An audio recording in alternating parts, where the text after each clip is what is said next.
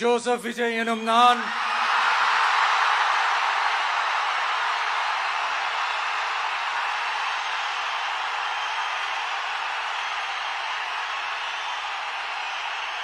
சட்டப்படி அமைக்கப்பெற்ற இந்திய அரசியல் அமைப்பின்பால் உண்மையான நம்பிக்கையும் மாறா பற்றும் கொண்டிருப்பேன் என்றும் இந்திய நாட்டின் ஒப்பில்லாத